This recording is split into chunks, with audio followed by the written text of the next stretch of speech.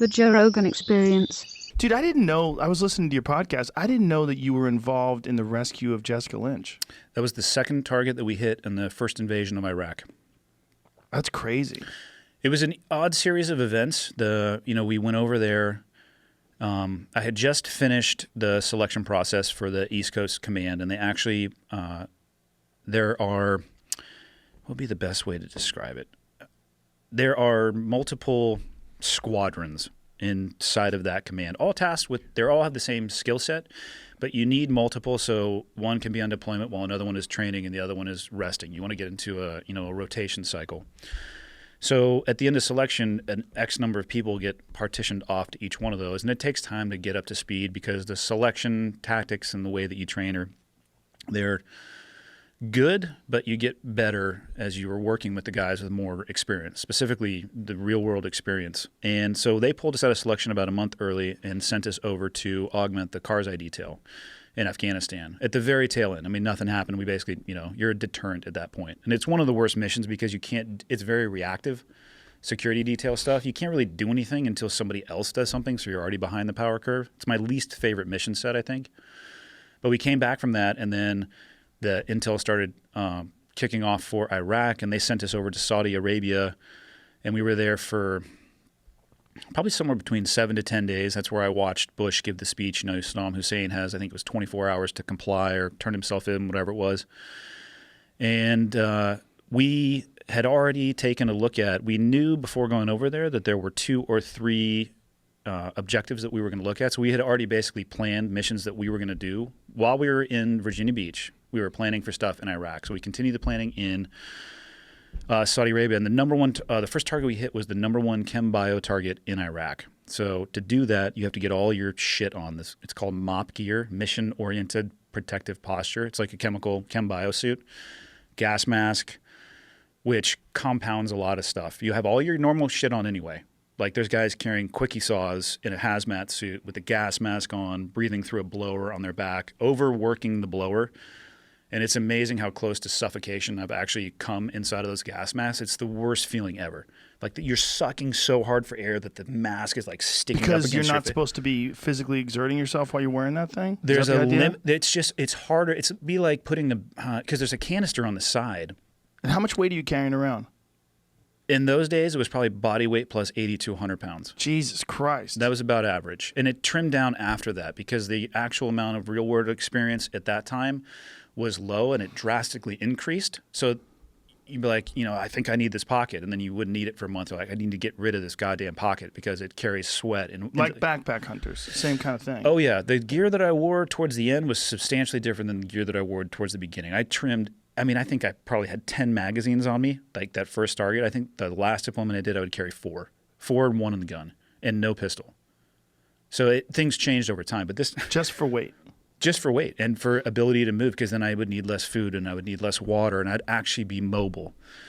But on this target, so it was a 4-hour helicopter ride in. We're sitting there. We have all of our MOP gear on, but not our masks.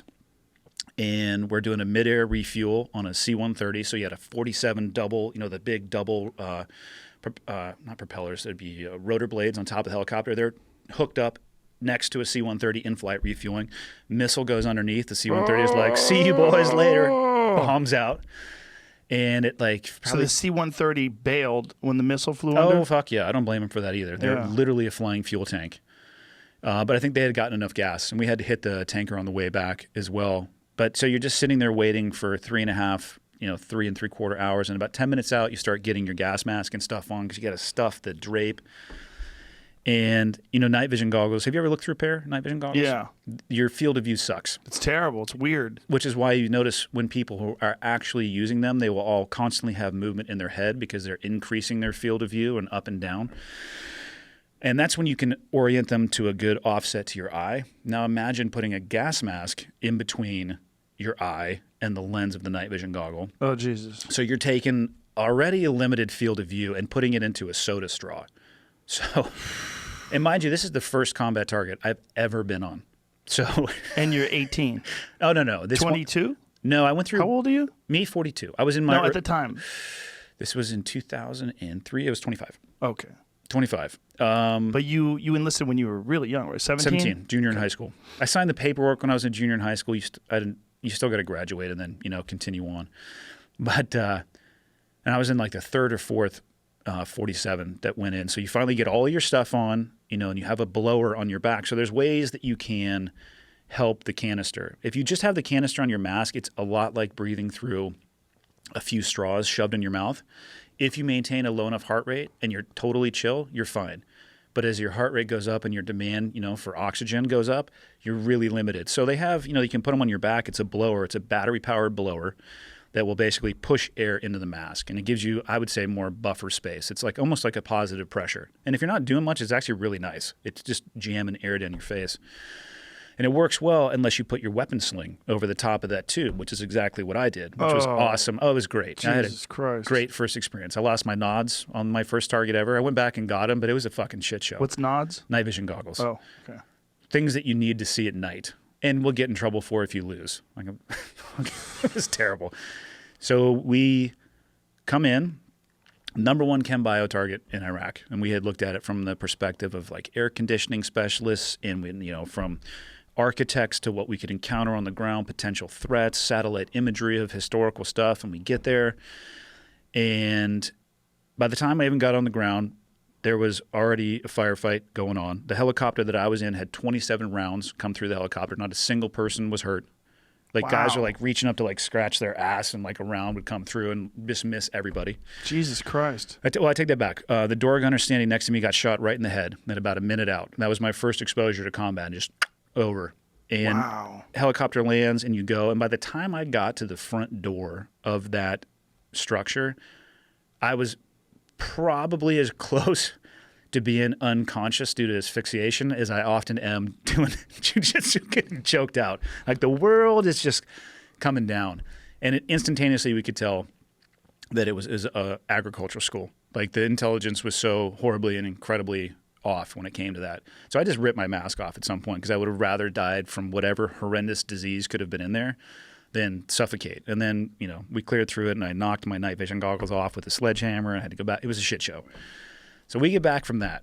The next morning we wake up and I remember having a cup of coffee with a buddy of mine. I was like, hey man, I don't think we're going to get out of this if things keep going like they did last night.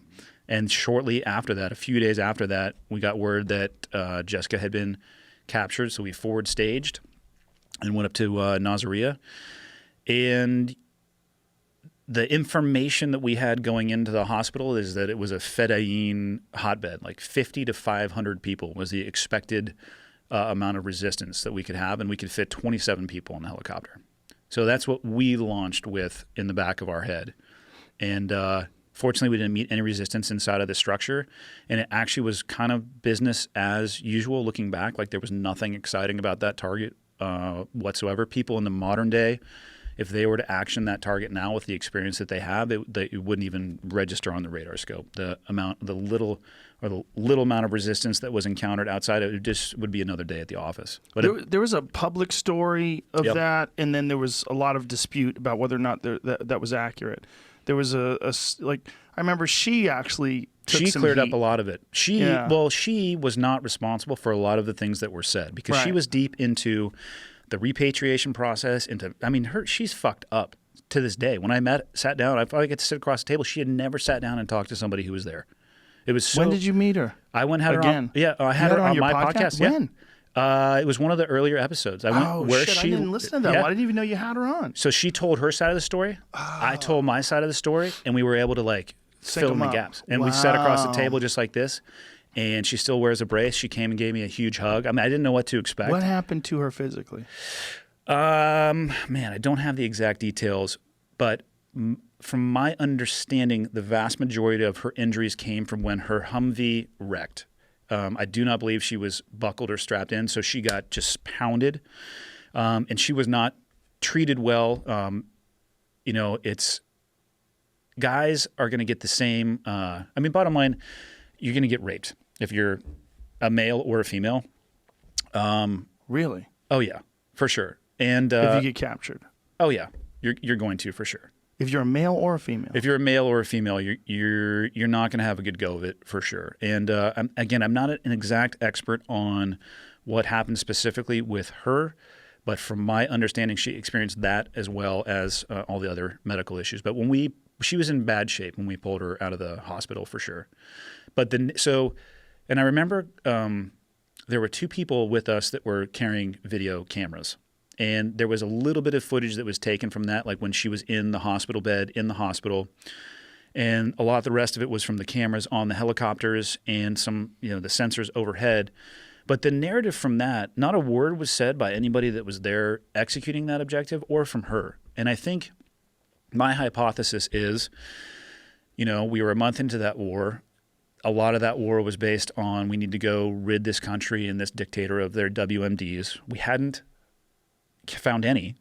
From a PR perspective wise, it wasn't probably going as well as they wanted it to do, and they wanted to have a PR victory.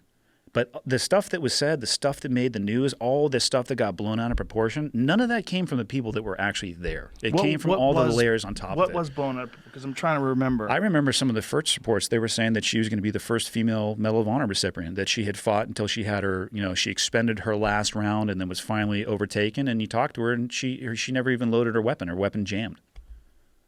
She never said that she fought. You know what I mean? I remember people talking about it. She never said any of that. So who do you think was doing that? Was that the government's PR? I think people are often in a rush to talk in an educated manner about things they know nothing about.